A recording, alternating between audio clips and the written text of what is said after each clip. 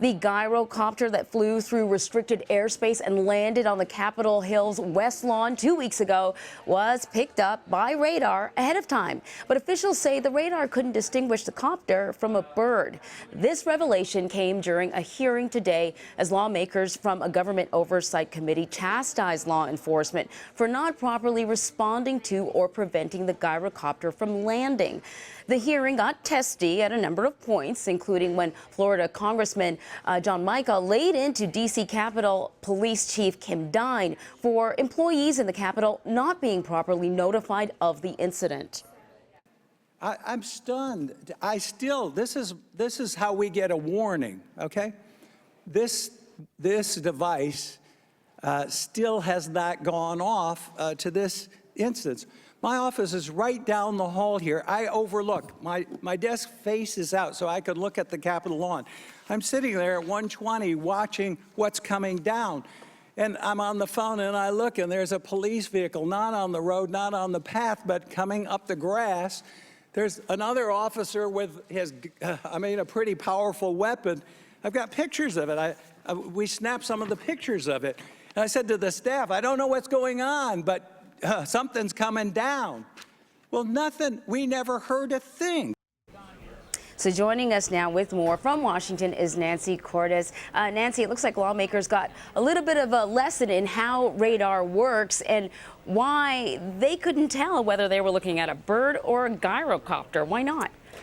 Well, because as the FAA administrator described, Anne-Marie, basically when you've got air traffic controllers looking at radar screens, anything that doesn't have a transponder, so anything other than an aircraft, just shows up as a dot.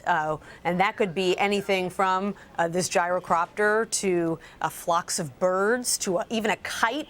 They even said that weather patterns can sometimes show up as these dots. So after the fact, after the gyrocopter landed, he said they were able to go back and zoom in and identify which dot the gyrocopter was. But he said as of now, there really isn't a technical way to identify something like that ahead of time, to which lawmakers said, well, why isn't there? Drones and gyrocopters have been around for a long time. This is nothing new. And they feel that in airspace as critical as the airspace that we live under here in Washington, D.C., there really should be a technology put in place to identify foreign objects like this in advance. I think there's one thing that everyone will agree on is you don't want something like this to happen again. So is there any talk of maybe policy changes for how law enforcement handles small, low-flying objects like the gyrocopter? Well, they said they are testing out some equipment that they think could help.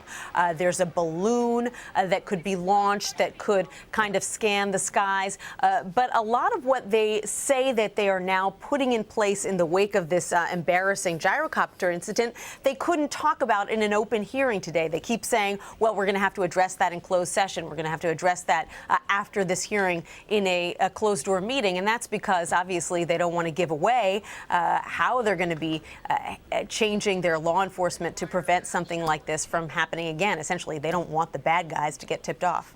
Yeah, we heard the congressman from Florida talk about how upset he was that he felt like staff just wasn't informed, lawmakers didn't know what was going on. Were there any other concerns that came out of the committee? Well, that was a big concern, and actually the chief of Capitol Police really fell on his sword on that one and said, look, the notification didn't work in this situation. It has in the past. We're very sorry that it didn't work.